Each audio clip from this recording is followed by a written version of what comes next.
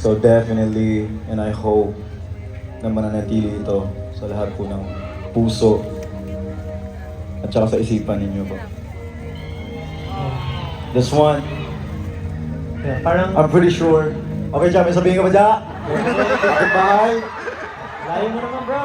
Alayo mo bro. Kita, tawagan kita. Hindi. Gusto ko lang i-share na yung nabanggit nga ni Josh from ikalawang yugto. Since nag-start yung ikalawang yugto, binungad agad kami ng challenges.